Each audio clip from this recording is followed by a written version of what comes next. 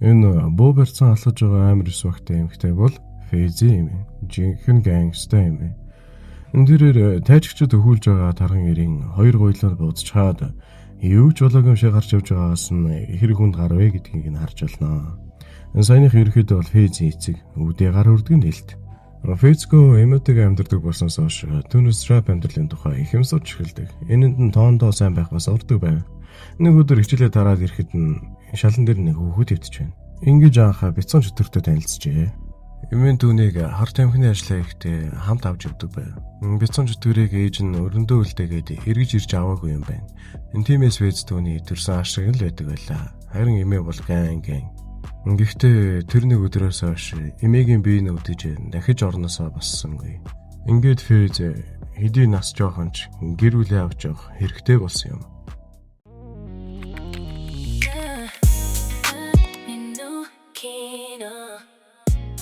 Дүрс маусыг ирсэн үеэр шилжнэ. Бяцхан чөтгөр ааш маань алх аваад жимээг өхөн идэж алхана. Юу хийх гэдэг вэ? Тэгээд ааш байдлыг ажиллаж байгаад эндүүж товтлон барьжсэн алхаараа маусынгаа олыг цоо.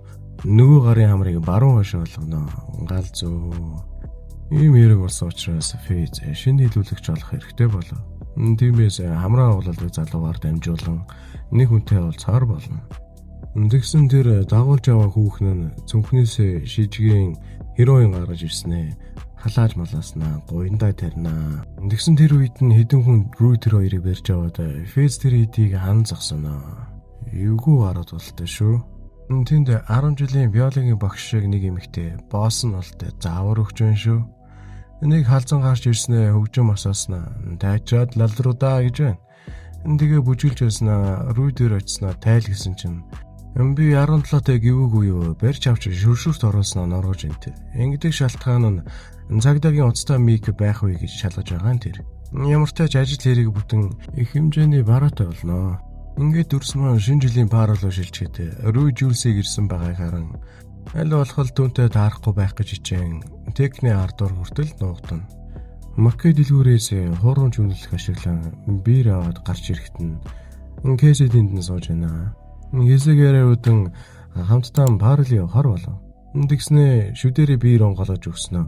Өөрөө бас машин баранга ууж муугаад их солиорноо энэ залуу. Тэгээд албаар хөгжмөө чонголсноо. Хаазыг тулгаж охинд өнгөрнөө. Тэгсэн нэг донцлогон дээр Кэсигийн биер гоёроноос гарсан чинь оо янна би амар норшлоо гэсэн дотоожо тайлж энэ тэр. Дэрийн нүдний болон гарч иртээстэй.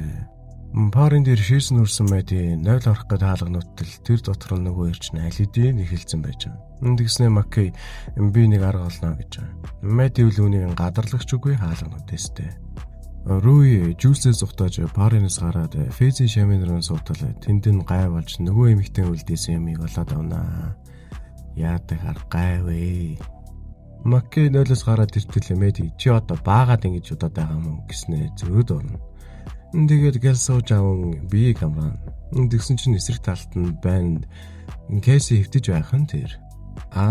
Чинжа. 0-ын цаас дуусан болохоор тэнд байсан алчуураар сэжиглэн байн арчичаад тэрийг Кэсигийн дээрээс шидэтгэх нэ. Кэси золтой л ашарсангүй. Дотороо бол өгчл байна. Рүү тэндээсээ бас нэг найзтай болоод авнаа.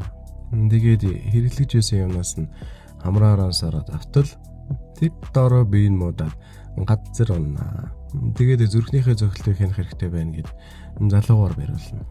Аз улж энэ удаа амнаас холоор гайг өнгөрчээ. Фейз Лекси хоёрын ярьж байгаа энэ хэсэг бол киноны маань бас нэгэн чимэг хэсэг юм байгаа. Энэ үед гадаа ил галны дэргэд хай болцсон сууж байгаа рүү дээр жүүс ирээд чи хизэнээс уцаад ирэлээд эхэлсэн. Гэхдээ рүү чи намайг архиж явсан тэр өдрөөс хойш ингэж хүйтэн хариулна. Фейз ааш руу залгаснаа машина бэлтгэж хэлнэ. Тэрний ардаас ааш яарангүй. Харин Фейз замцаа тайлан Маккей дээр очихоор төлөвлөж байгаа л та. Рүү жүүсийн араас ирж би чамтай хамт баймаар байна гэж хэлэхэд жүүс би ч бас чамтай хамт баймаар байна гэж хэлснээр тэр хоёр эвлэрэн үнсэлцэн. Фейз хүмүүсийн дундуур зөсч Маккейн хажууд очсноо.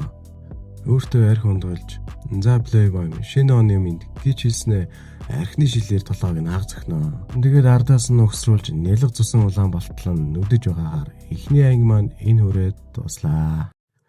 За өмнөх бүлгийн төгсгөлд Фэзэд нялга зодуулсан нийт түүний төлөө хоёр эмэгтэй санаа зовж байгаа нь таалагдж байлаа. Түргэний орон дээр хөвтөж байхдаа алийг нь сонгох вэ гэсэн шүү юм бодон ирээдүгээ Кэсидэд төсөөлж хүүхдээ бол ямар уу энтергээ зодуулсанасаа болоод дархин гимцсэн үү эсвэл үнэхээр тэгж бодсон тэрэндээ баясан инээдсэн нааж. Шинэ оны хичээлийн эхний өдөр Жюльстэй буцаад нийлсэн рүү жаргалтай байлаа. Гэхдээ парн дээр танилцсан шинэ найз болох Элиадын талаар тэнд хэлээгүй байв. Учир нь хамт мансуурдаг гэдгээ нуух гэж шүү дээ. Ядаж байхад Жюльс энийг нь буруугаар ойлгоод тэр хоёрыг хартаад тэрүүхэн тэндээ бас хөөрхөн гомдноо. Маргааш нь Кэси рүү Мэди залгаж нийтийн тухай ярихад түүнийг нь Кэси гонигтай гихчин сонсно. Мэди нэгэн баян айлд хүүхэд асрагч хийж хэрэглээнийх мөнгө олчтойг. Тэр айлд ажиллах хамгийн гоё нь тэнд байх гэрээ идэхдээ хамаг ганган чамин ховцос эмэг зүйлтэй өмсөж зураг дарах нь байв. Тэрээр өөрийгөө алдартай болсон байна хэмээн толны урд янз бүрээр жүжиглэнэ. Яг тэгээд байж итэл гэрээ идэд цагаас өмнө ирж Мэди сандарч холцнуудыг нь байранд нь тавьж эхлэнэ. Ядаж байхад энэ тэнд тавьцсан. Гэхдээ энэ удаад бурхны авралаар баригдсангүй. Мэдээж баригдвал гаагүй мөнгө олдог амархан ажил нь байхгүй болох байлаа. Ариун цэврийн өрөөнд октиараа өрнөгцөөр Кэт Эдэнтэй дайггүй байгаа гэдэг хэлнэ. Үүний эрэхтэй түүнтэй хамт байхдаа өөрийн фантази төсөөлөөр том биетэй өчрөг залууг Эдэн алууснаа түүнийг бавж байна гэж төсөөлөн бодох дуртай байв. Энийг бол бусдаас ануунаа. Дүрс нийт рүү шилжчихэд хэн түүнийг юм болгосныг тэр аавдаа хэлдэггүй. Нэг шалтгаантай. Кэси бол Мэдид баригдахаас өгтлээ хийж байлаа. Учир нь Мэди Шангрила Орц тайпны ах юм уу да. Тиймээс түүний дараагийн нэгэн хохирогч болохыг гэхээс байна. Фэзийн гэрт нөгөө хамраа углуулдгийн найз охин нэрчсэн байлаа. Энэ ягаад эднийд байгаа вэ гэхээр нэг хэрэг хийгээд цагдаа нараас нугдаад өөр очих газаргүй учраас эдний төр нугдаж байгаа юм. Энэ үед Нейтийн аав Кэсигэд ирсэн хин түүнийг юм болгосныг асууна. Кэси уус аимхай юм болохоор Фэзигээд шууд л хэлнэ. Лекси энэ талаар хэлэхээр Фэзих рүү явж байхад Нейтийн аав түүнийг дагаж байлаа. Рүүгийн шинэ Зэлиот дуу хийж онлайнаар зарж гайгүй мөнгө олчтой. Түүгээр Драгон Рүүг дайлна. Рүү тэднийхээс гарч явж байхдаа Нейтийн машинд Кэсиг сууж байгааг болоод харчив. Тэгээд ардаас нь энэ явуулсалтандаа ярина. Яаж дугуйгаан сэнэл гэмээр юм.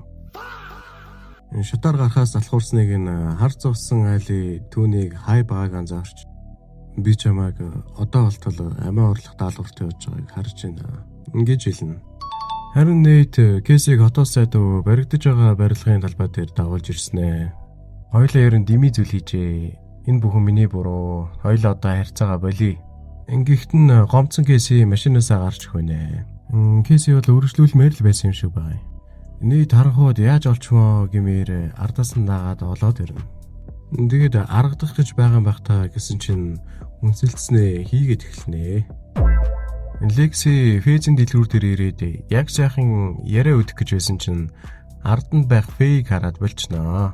Найз охин гэж утсан хэрэгэлтэй. Ардаас нь Нейтийн аав орж ирнэ. Фэй цагдаа нараас нугдаж байгаа учраас түүнийг хараастай.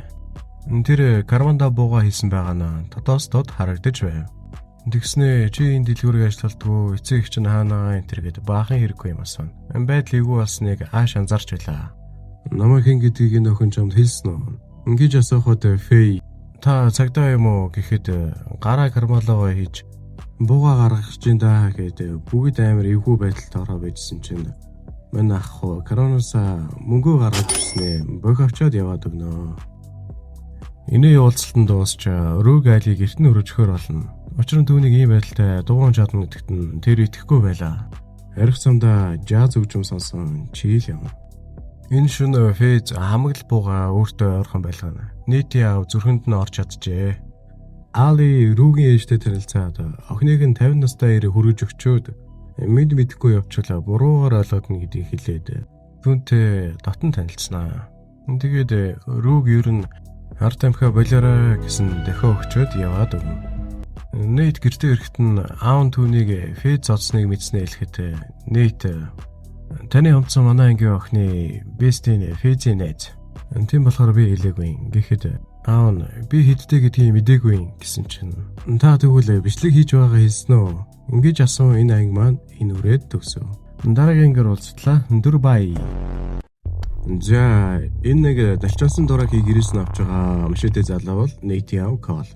Залуу занд насандаа бөхөр хичээлж байх үедээ нийтийн ээжтэй танилцдаг. Эрчүүдийн ховцолох өрөөнд сайн найзынхаа бодломжлоо харж байгаа баригддаг сэвтэй гар. Түүнд найз охин нь анх удаага аман секс хийж өгсөн хүчин ир бус юм байв. Энэ талаар сайн найзтай хэлээд байж байгаас нь харуус энэ хоёрын голд зөв арга зайг нь бат. Түүнээс хойш найз охинтойгоо болж л өгвөл таарлцсан газартаа янз бүрээр хийдэг болов. Ингээд төгсөлтийн баяр болж годом талбай төгсөгчдөр дүүрнэ. Харин оройн кол найзтайгаа хоёулахнаа явж баяраа тэмдэглэхээр болно. Тэгээд дээвэргүй машинтай бороонд норон барин нэг баарнд ирвэ. Ороод ирсэн чинь нэг ч эмэгтэй хөөстөнгөө мань хоёрыг харсан хоёр эрэгтэй хоорондоо шивэр авир хийж мигээд ганц юм тойруулахаар техникийн ард суусан чинь тэндээс нэг Джеффри Дамер төрлийн залуу ширтсэн сууж байдаг. Нэ хоёр ер нь гей баарнд ирсэн гэдгээ ойлгосноо ойлгоогүй мэдгүй. Өмбөжүүлж байгаад биендээ нэлээд артад энийг мэдсэн бүжгийн талбай дээр хоёулахнаа үнсэлцэн зогсож байдаг. Маргааш өглөө нь гоцонд нь найз охиноос нь дуудлага ирж хүүхэдтэй болсон гэдгийг нь дуулгана. Энэ мэдээг сонссон Карл жаргалан салхинд хийсэн одож байгааг мэдхийн дээр мэдэж байлаа. Руи буцаад хар тамхи хэрэглээд эхэлсэн болохоор энэ дэлхийн хамгийн жаргалтай хүн болж хувирсан байв. Галт огондоо илэрээд байж тэл дүүн хажууд нь байж таарна. Дүүгийн тэрхийг бол угаах ямар амархан юм бэ. Өвсөл татаж байгаа өөр юм хэрэглээгүй гэд хэлсэн байдаг. Энэнд дүүн итгэж таарна. Энэ үгээ ч бас бусад найзуудаа яг адилхан хэлнэ. Жүүлс бол шинэ найз Элиот нь түүнтэй унтах гэж л байгаа гэж орж ирээд байдаг. Тиймээс тэр хоёр Элиотоос байцаалтаа жир үедээ удмаар байгаа мөхөдгүй л гэж чи гей юм мөхөд басалгүй л гэж тэгвэл баа юм байна гэх поинт төрнө. Дүр Слексэрийг шилжчихэд тэрээр энэ жилийн жүжигний зохиолыг бичиж найруулахаар болноо. Учир нь тэр бүхнийг ажиллагч байсан учраас байнга л бичиж байдаг байв. Шөнийн 4 цагт бичиж байхад нь Кэси сэрлэг тавьсан сэрж байдаг. 4-өөс 7 хүртэл дасралтгүй 3 цагийн гоо сайханда санаа тавина. Гол зорилго нь бол нийтийн анхаарлыг татах байв. Гэхдээ тэр хүний уруунд нэг шнүдэрээ тоож хардаггүй. Маргааш нь бас л дөрөв тусаж усанд орж нүүрэндээ маск тавьж аль болох л хичээнэ. Нийт юу гэж медиг ажид байхад нь харахав дээ. Маргааш нь бас л өглөөр тусаж биеийнхэн бүх жижиг деталь дээр анхаарал хандуулж үнэхээр л их хичээнэ. Ингэсэн хэдий ч нийт анзаарч харахгүй байгаа нь Кэсидэ гомдмоор байв. Гэхдээ тэр бууж өгсөнгүй. Сайн найзынхаа найз залуудаа тоогдох гэж галзуу юм шиг хичээж байлаа. Гэтэл нэг өдөр нийт түүнлүү секунд хүрхүүг үедээ харав. Энэ мөч түүний зүрхийг догдлоож, бэлэглөөж жаргалтай болгож байсан ч яг энэ үед нь хажуунаас нь оргин майди гарч ирснээр Кэси тэндээс шалтак хэлэн зогтон алга болно. Рүүгийн машинаас олж авсан хар тамхи нь дуусах шиг явж байлаа. Тиймээс яаж үнгүй юм олж авах вэ гэж бодож байтал нэг санаа ёг гэд орж ирнэ. Тэр санаагаа фейст очоод нэг бизнес айди байна бро хамтрия гэхэд фейс hell no гэн. Энд чи миний яриаг дуустан сонсооч гэхэд чиний санаа эхлээгүй байхдаач таалагдахгүй байна гэв. Энэ үед Кэси мэдээ чамайг хайрладаг, хүлээдэг, чиний төлөө бүхний зориулах хүний сонгох гэдэггээд ярьж байдаг. Үнэн хэрэгтээ өөрийнхөө талаар хэлсэн тэр. Нийт тэр хоёр 5 дахь болгоноор уулзаж чирдэг байв. Нийтийн авд бол сидийн хаалга болсноос хойш өдөр бүрл амиа хорлцмаар санагддаг болж. Ингэхдээ тэр боцож тулдахгүйгээр бууж өгдөг хүн биш бай. Тиймээс фейзийн гэрийг тагнана. Тэнд CD байгаа гэж утсан хэрхэлдэг. Руи энэ дэлхий дээрх хамгийн буруу сонголт хийж Лаурид нөгөө санаагаа хэлнэ. Нөгөөх нь окей гэж хэлж зөвшөөрөн Жиндам дүүрэн хар тамхи өгнө. Тэрийг нь аваад гарах гэж байтал буцааж төлөхгүй бол чамайг хулгайлж авч чадах хүний наймын дүүн шүү гэж хатуу анхааруулна. Энэ үед коллег машинд нь байж байхад нь шаткантай гарч ирээд аваад орно. Фейз чи одоо ямар новшоо игээд намайг тагнаад байх уу гэхэд энэ чи миний хүүг зодсон гэд ярьж дуусаагүй байж хажуунаас нь бууны бүксээр толгоор нь дийлснэ. Чамайг дахиад нэг л зөхөх юм бол гэхэд яан гэж гиснэ ахиад зөхнө. Тэгээд карванаас уцаа гаргаж ирээд цагдаа руу зарлаа штэ гэхэд ах хөө чаддаггүй. Цагдаа руу залахгүй байгаа нэг шалтгаантай гэдгийг мэдэж байлаа. Тэгээд бүх үннийг хэлж жүүлстэй унтсан бичлэгтэй CD-гээ аваад ямаар байгаагаа хэлнэ. Фейз чи 17 та хүүхэдтэй унтсан юм уу гэснэ. Надад л тэр новшин CD чинь байхгүй шүү. Миний болон миний найзуудын амьдралаас олгон байгаарэ гэд түүнийг тавьж явуулна. Энэ шөнө Кэси нийт хоёр уулзахаар тохирсон боловч нийт цэцэг байран меди дээр ирж байгаагаар энэ удаагийн төгсөв. Тэдний ертөнцид бусдын үзэл бодол үгүй болж зөвхөн нэгнийхээ арьсны өнөр зүрхний цохилт нандин шүргэлцээний дунд л жинхэнэ амьдрал нь оршиж байлаа. Гэвч Рүй хэрэгэлсэн хар тамхинасаа болоод энэ бүхнийг мэдэрч чадахгүй байв. Jules Рүй таман секс хийж өгсөн таалагдаагүй гэж утсан тухай хайлиадад хэлэхэд тэгвэл би чам заагаад өгье. Алийг над гараа өгч вэ гэд яаж моожоод алаах вэ гэдэг хичээл орно. Тэгснэ одоо чи минийх дээр гэд гараа өгөхөд Jules зааснаар нь хийж байсан аа. Энэ хоёр бие биендээ татагтаад үнсэлцээд эхэлнэ. Яг и дундаа ороод явж байтал Рүүгээс мессеж ирснээр энэ хоёр зогсоход хүрв. Энэ өдөр Мэдигийн төрсөн өдөр болж чаддаг бөгөөд Гэсигийн найзуудаараа тэмдэглэж байдаг. Тэд хамтдаа Мэдиг зориулж төрсөн өдрийн дуудуулж цагийг жаргалтай өнгөрөөж. Гэси өөрийн гараар хийсэн дурсамж маягийн дэвтрийг бэлгэлэхэд сэтгэл нь хөдлсөн Мэдиг баярын нөлөө сонгоно. Тэгээд баярснаа хэлэн очиж тэрх үед Гэсид нилээн өвгөө байгааг нь Лексигээс өөр хинч үүнийг анзаарч харсангүй. Мэдээж октоодын ийм өдрийг зураг авалтгүйгээр төсөөлөхийн аргагүй билээ. Өмнөх өдөр нь Кэси нийт хоёр Мэдигийн талаар мөн өөрсдийнхөө нууц явдлын талаар нэлээд хүчтэй маргалтаж бие чи дээрээ тулсан байв. Токсик харилцаанаас токсик харилцаа руу.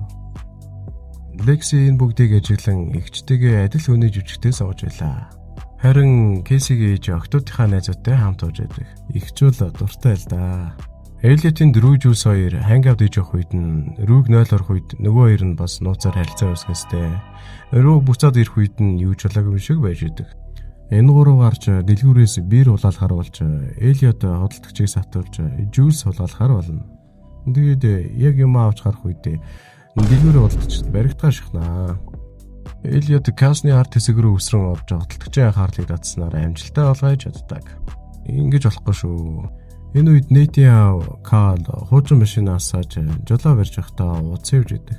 Нэйтийг гайх юм болох уу? Тэгээд нөгөө гей баранда хуучнаа дурсгаар хүрээд ирнэ. Дотор ороход өмнөх дурсамжийн сэтэрч өөрийн сууж байсан сандлаа үнснэ. Бүжгэн талбайд гарч дуу тавин зогсоход тэндээс нэг залуу харцсан байж шүү. Тэгээд ирснээ хамт бүжигдэж их л дотн байна. Карл бол нөгөө олон жилийн өмнөх дурлал залуугаа л гэж уусан юмны нөлөөгөөр төсөөлөн бодно. Тэгснэ гинт тэнийг юм шиг инээснэ хоёлоо барилдах уу гэж байснаа залуугийн хөлд орон унгаав. Хонгоологч нар тэр дорн Карлыг барьж аван дахиж битийн дэрээрээ гэснэ баарнаас хөөж харгав. Манай гурав харж явах замд Рүй хэрэгэлсэн юмнасаа болоод Jules-тэй хамт баймааргүй байх гэснэ намайг энд буулгадах гээд замын голд ганцаар буугаад үлдэнэ. Мэдигийн төрсөн өдөрт Нэйт ирэхэд Кэси хаалхан голгоно. Нэйт Мэдид хүзүүний зүйл бэлгэлж байгаа Кэси хатуу юм унга холоос харан зогсож байлаа. Тэгснэ нэлийн задгаан өмсөн гарч ирэх үед энийг нь харсан Кэт what the fuck гэсэн маягтай л харна. Энэ бүхнийг хажуунаас нь Лекси маш анхааралтай ажиллаж байлаа. Учир нь жүжигэндээ тэр юу бичих талаараа энэ бүхний санаа авч байгаа. Ажиглагч шүү дээ. Нэйтийг хувцас тайлж байгаа Кэси нэлээд алдсан цонхны занаас харж зогсов.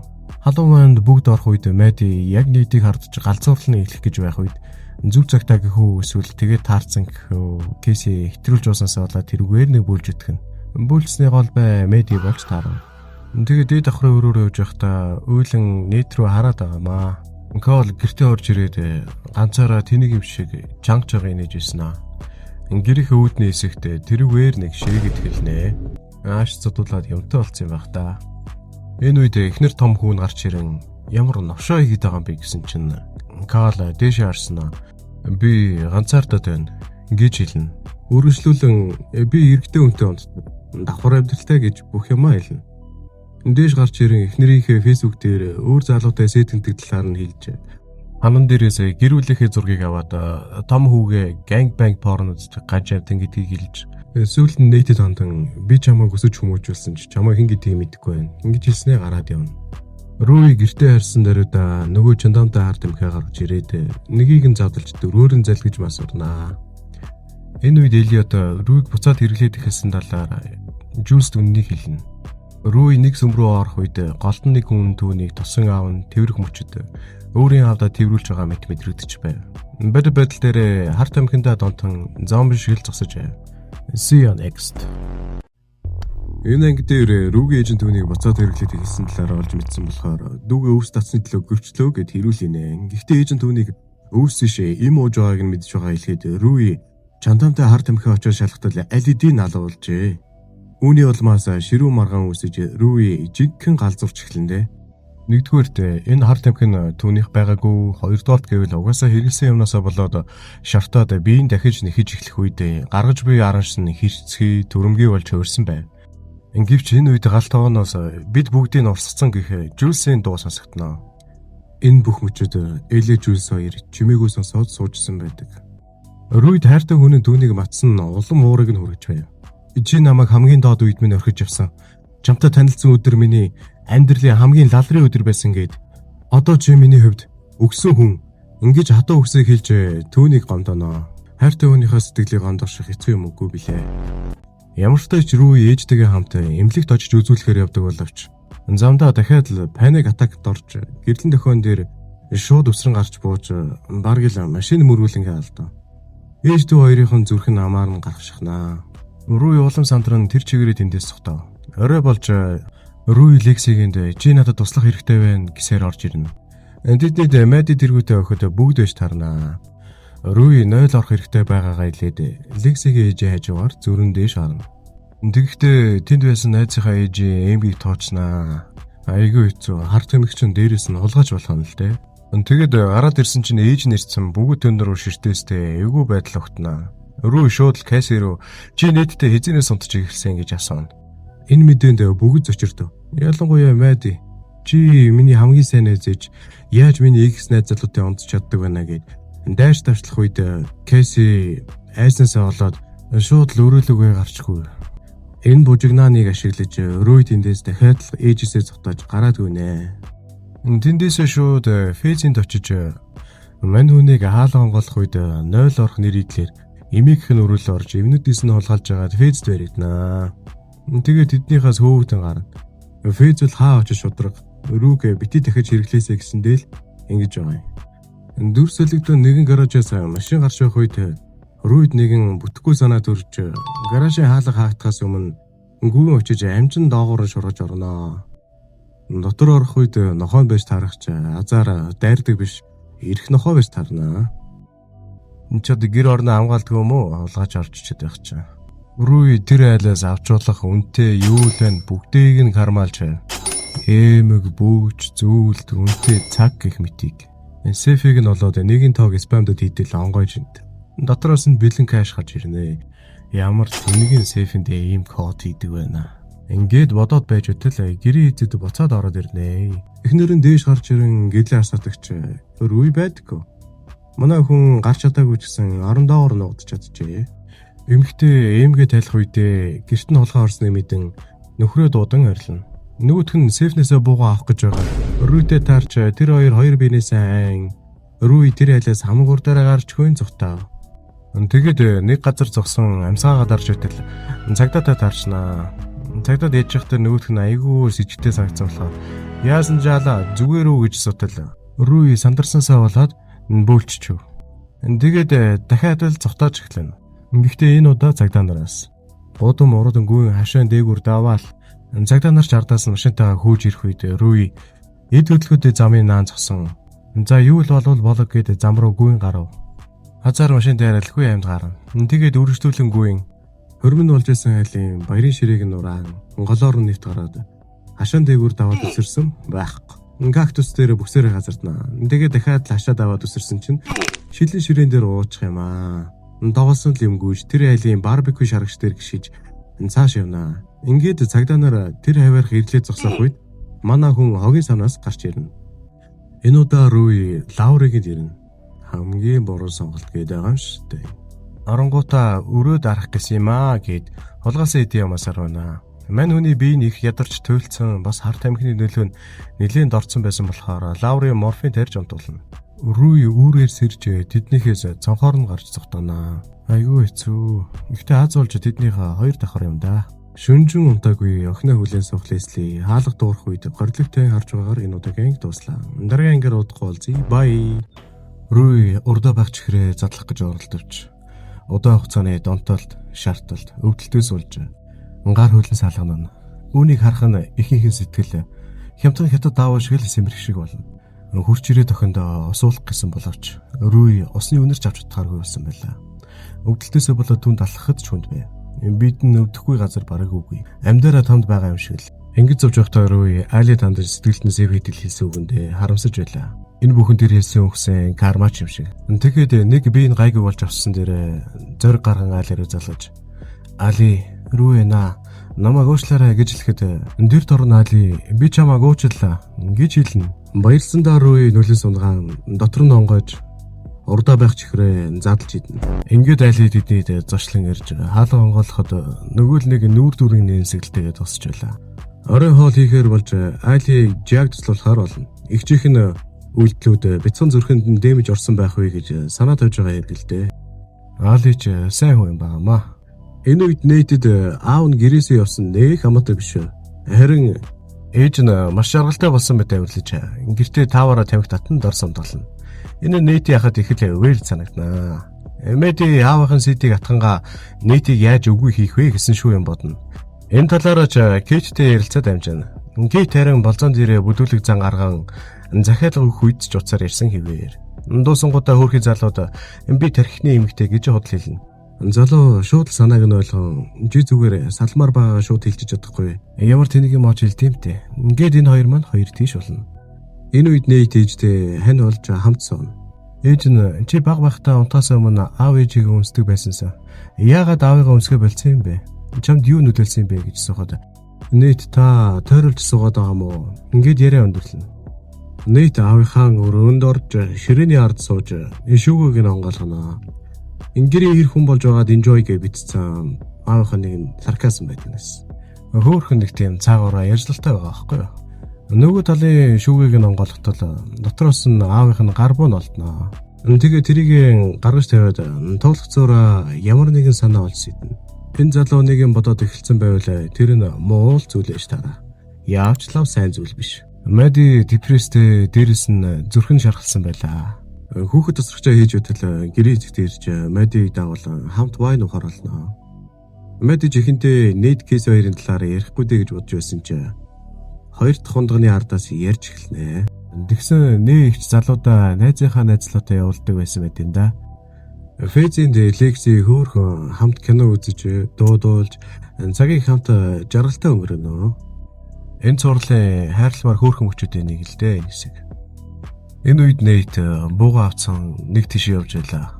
Фэйг хог хасах үеэр найз залуу нь булангаас дуудаж ирүүлэн удахгүй Фэзийн цагдаа нараа дарилт хийх гэж болохоор энэ чимээгүй байгаарай гэж сануулна. Энэ залуу анхнаасаа л харах шиг байсан. Мэди ажлаа дуусгаад гэртээ ирэх үед нейт Алидийн ирсэн. Болон түүнийг ажиглаад бууга чиглүүлээ сууж байдаг. Мэди ч айж гайхаж байх зуур нейт босч ирэн түүнийг орон дээр суулган ситийг хаана байгааг асуув. Үннээ хэлэхгүй болохоор бууныхаа сумуудыг гаргаж байгаад нэг сум хийж байгаа юм шиг үтснэ. Бууныхаа цилиндрийг тултлан эргүүлж туханд нь чиглүүлж байснаа. Түүнийг доош хөвтүүлэн буугаан тулгаж дараа нь өөрлөгөө чиглүүлж Russian bullet тоглож эхэлнэ. Хоёр дахь даралтан дээр Мэди айснасаа болоод цүнхэнд байгаа гэдгийг нь хэлнэ. Гэхдээ энэ буун сумгүй байсан л да. Энэ их санаатай. Хөөрхөн охины зүрхэнд бол орж чадаад байгаамаа. Тэгээд сэтигээ авчаад машин барьж явахдаа нэг хэвнийг пив залгилж нэг дугаарлуу залгаснаа очиж байна гараад иргэнэ.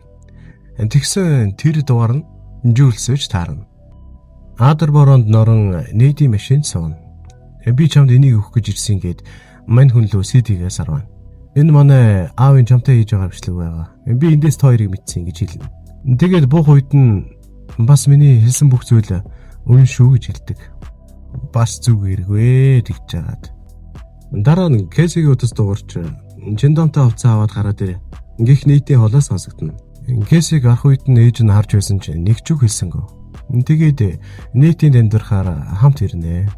Рүүгийн гэрт орой хоолн дээр халуун яриа өрнөх боловч түүнийг рехабд оруулахыг татгалзан хариу ирж байгаагаар энэ удаагийн анги маань энэ хүрээд дуслаа.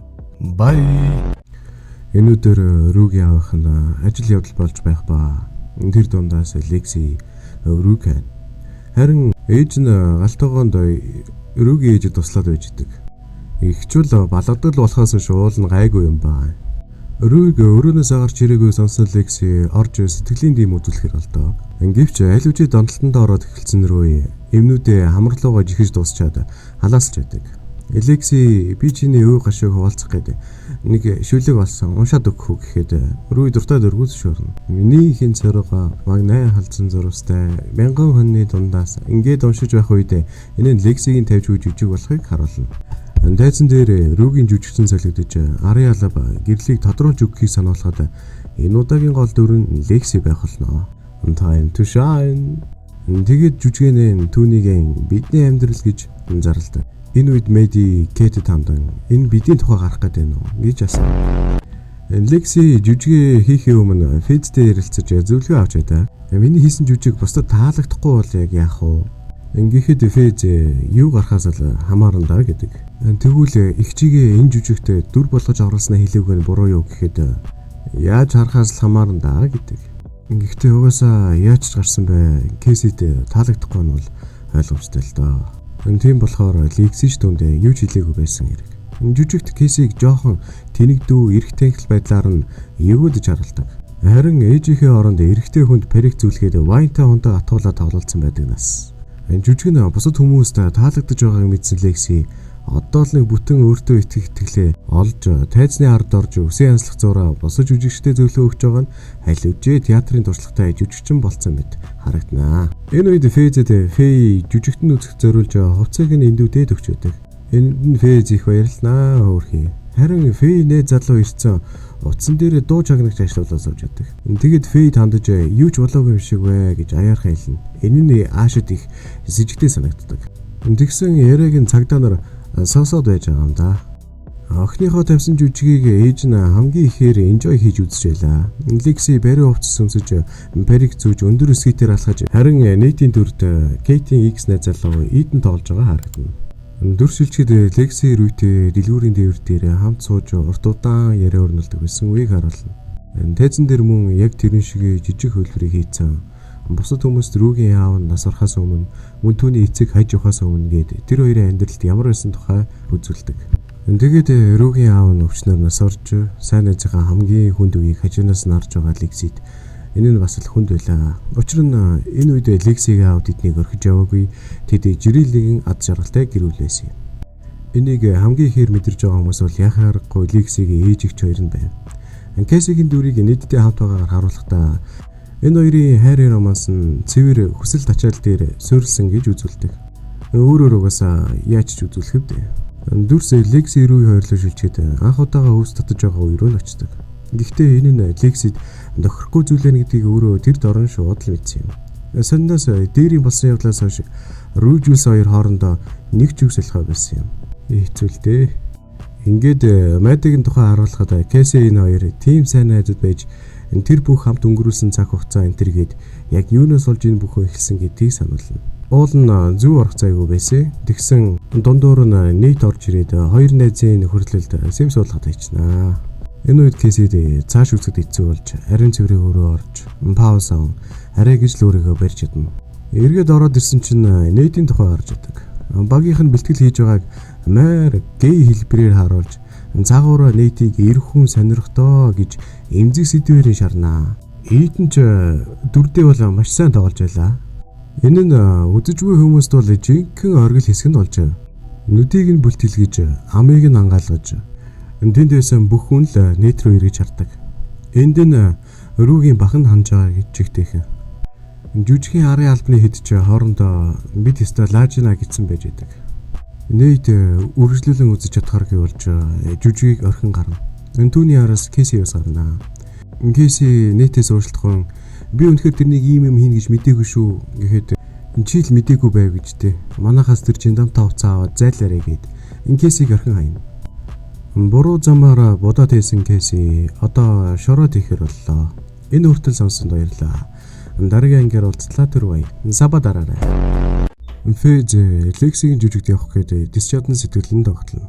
Тэгтэл хажуунаас нь нөгөө залуу гарахаас ч өмнө ярих юм байна Брон Джеймс гэж байдаг. Фэз гайхан бүхэм зүгээр өгөхэд загдаа нар маусын биеийг олчжээ гэж хэлэхдээ зэрэгцэн шаргал ус маань аяга доош унгаан алдав. Тэгснээ доош техникийн ардаар орж агаад Фэзийг чимээгүй байгаарэ гэж сануулна. Ингээд бүх юмны учрыг ойлгосон Фэз нөгөө залуу руу харахад чи сая миний хэлснийг сонсов. Яагаад ивч хэлэхгүй байгаа юм бэ гэхэд Фэй цаанаас нь Лаури алдсан гээг юм уу гэд орж ирж байдаг. Ер нь байдал бишцнийг ойлгосон ааш нуусан утгаа гаргаж ирээд залуугийн гүрээнд дүрээ наана. Энэ үед бүх юм дэндүү оройтсон байх болно. Тэгээд залуугийн амыг гараараа дарж аашт жимээгүй байхыг анхааруулна. Тэгээд амьсгал хураах хүртэл нь гараараа дарж сүүлчийн амьсгаа нь гарч дуусах үед Фейз уцыг аван галтгоонд орон аяхтай ундаанд хийж орхино. Яг энэ мөчөд өнгөрөөсөн амьдрал нь зурсхийн ороод ирж байгаа мэт. Лекситэй уцаар ирээдүйн амьдралаа төсөөлөн ярьж Фейз фармруулаад амьдрах тухай хэлж байсан нь Лекси харин 3 хүүхэд гарах тухай энтергээд Фейз хэдхэн минутын өмнө аз жаргалтай байсан бол одоо айдас төвшөрөөр дүүрч нийтэд хаягдсандаа Кэси дэлбэрэг шахаж ямар сайндаа эцэн хүн ална гихчээр орж ирэнгуутаа шууд тайзан дээр гарч Лексиг хайж эхэлнэ. Тэгээд олонгуудаа чирж аргаж ирснэ.